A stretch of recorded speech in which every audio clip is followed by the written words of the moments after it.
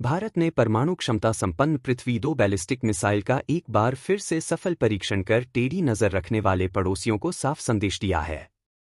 जी हां दोस्तों, हाल ही में ओडिशा के तट पर डीआरडीओ ने भारत की परमाणु बैलिस्टिक मिसाइल पृथ्वी 2 का सफल नाइट ट्रायल किया, जिसके चलते भारत के डिफेंस सेक्टर पर नजर रखने वाले पड़ोसियों को गहरा सदमा लगा है। यह चीन के लिए संदेश है, जिसने कुछ समय पहले डोकलाम में परमाणु बॉम्बर तैनात कर दिया था। दोस्तों, पृथ्वी 2 का रात में टेस्टिंग के पीछे वजह ये थी कि अंधेरे में सटीकता और मारक क्षमता की जांच की जाए।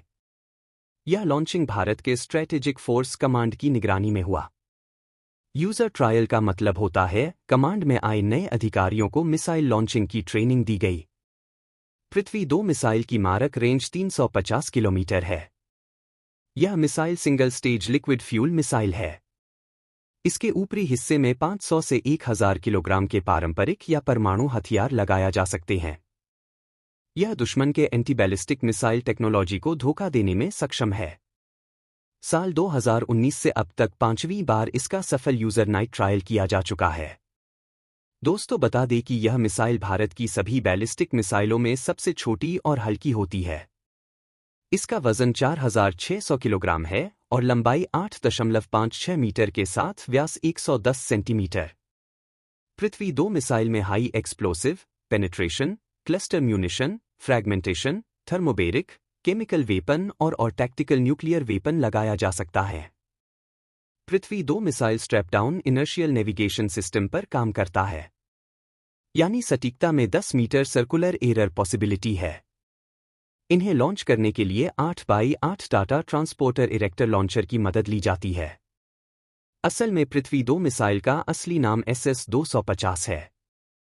इसे भारतीय वायुसेना के लिए बनाया गया था, जबकि पृथ्वी 1 को थल सेना और पृथ्वी 3 को नौसेना के लिए बनाया गया था। इसी मिसाइल सिस्टम को बेस बनाकर डीआरडीओ के वैज्ञानिकों ने प्रलय मिसाइल, पृथ्वी एयर डिफेंस पैड यानी प्रद्युम्न बैलिस्टिक मिसाइल इंटरसेप्टर का कॉन्सेप्ट बनाया और उसे साकार भी किया। प्रलय मिसाइल को भी चीन सीमा पर तैनात करने की हरी झंडी मिल गई। जहां तक बात रही पैड की, तो ये ऐसी मिसाइल हैं जो वायुमंडल के बाहर जाकर दुश्मन टारगेट को बर्बाद कर सकते हैं, वह भी 6174 किलोमीटर HR की गति से अंतरिक्ष में। दुश्मन के सैटेलाइट को मार गिराने के लिए मार्च 2019 में किया गया मिशन शक्ति भी पृथ्वी मिसाइल की तकनीक पर ही बना है। एंटी सैटेलाइट वेपन असत मिसाइल एक पृथ्वी मिसाइल का ही अपग्रेडेड वर्जन था, जिसने अंतरिक्ष में एक पुराने निष्क्रिय सैटेलाइट को ध्वस्त किया था।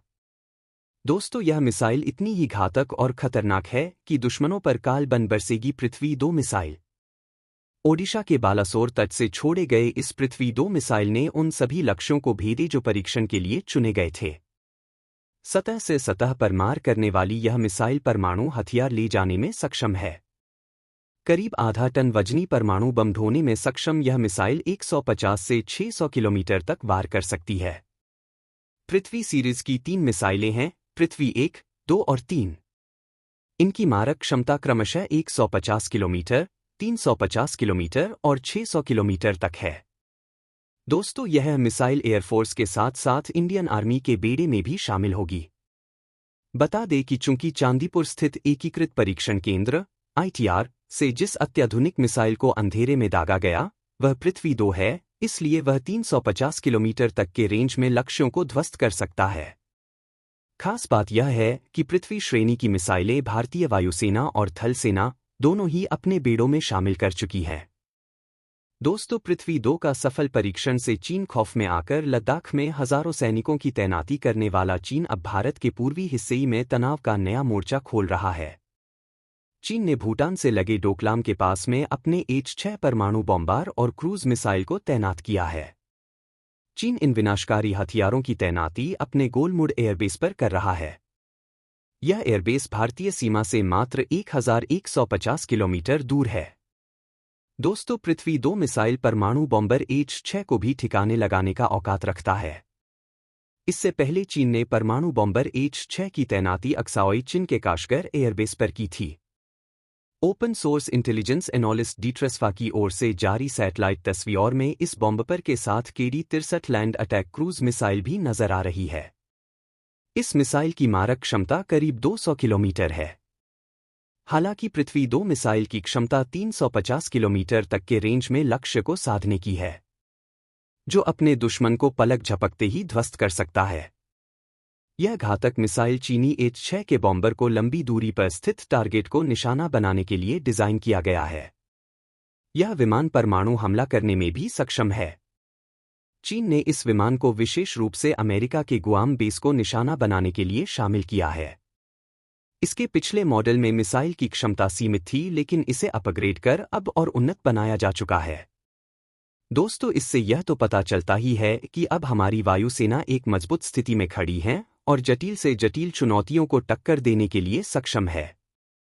साथ ही आपको यह भी बता दें कि भारतीय वायुसेना के प्रगति के साथ साथ हमारी नौसेना भी लगातार समंदर में अपनी ताकत बढ़ाने में जुटी है। चीन की ओर से बढ़ते खतरे को देखते हुए भारत भी अपनी नौसैनिक पावर को मजबूत करना चाहता है। यही वजह है कि देश को जल्द ही दूसरी परमाणु मिसाइल पनडुब्बी मिलने जा रही। न्यूक्लियर पावर से लैस ये सबमरीन जल्द ही तैनाती के लिए तैयार है।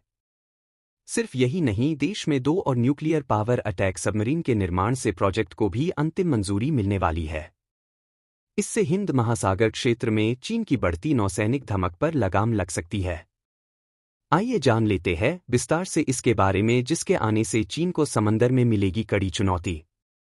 दोस्तों, भारत जल्द ही अपनी दूसरी न्यूक्लियर पनडुब्बी इंस अरिघाट को कमीशन करने जा रहा है। इसमें 750 किलोमीटर रेंज के K-15 मिसाइलें होंगी। यह चीन के समुद्री विस्तार पर लगाम के मद्देनजर बनाई गई है। भारत ने 2 नए परमाणु पनडुब्बियों के निर्माण की योजना भी बनाई है, जो 1 दशक में तैयार होंगी। विशाखापत्तनम के शिप बिल्डिंग सेंटर (SBC) में निर्मित 6000 टन की INS अरिघाट कमीशन के लिए तैयार है। समंदर में इसकी तैनाती से पहले सभी जरूरी ट्रायल्स पूरे हो चुके हैं। इन ट्रायल्स में सफलता के बाद अब यह औपचारिक तौर पर कमीशनिंग के लिए पूरी तरह से तैयार है। इन परीक्षणों में कुछ तकनीकी मुद्दों को दूर किया गया। TOI से बातचीत में एक सोर्स ने बताया कि SSBN को 1 या 2 महीने के भीतर कमीशन कर दिया जाएगा। इसके बाद INS अरिघाट अपनी सहयोगी INS अरिहंत के साथ मिलकर भारतीय नौसेना को मजबूती देगी।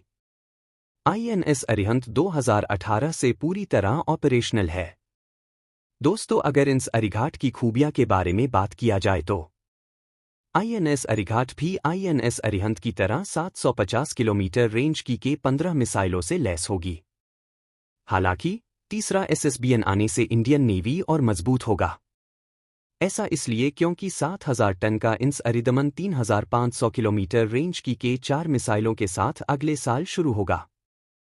चौथा SSBN, जो अधिक K-4 मिसाइलों को ले जाने में सक्षम होगा, इसका निर्माण भी दशकों पहले शुरू की गई गुप्त 90,000 करोड़ रुपए की उन्नत प्रौद्योगिकी पोत (ATV) परियोजना के तहत किया जा रहा है। 13,500 टन के SSBN को और अधिक शक्तिशाली 190 मेगावाट रिएक्टरों के साथ बनाने की योजना है। लंबी दूरी की मिसाइलों वाले बड़े SSBN भारत के प्रतिरोध को अधिक विश्वसनीयता प्रदान करेंगे। तो दोस्तों, आज के लिए बस इतना ही। हम आपके लिए और भी रोचक वीडियो लाते रहेंगे। वीडियो अच्छा लगा हो तो लाइक और चैनल को सब्सक्राइब जरूर कर दीजिएगा, इससे हमारी काफी मदद हो जाएगी। जय हिंद, जय भारत।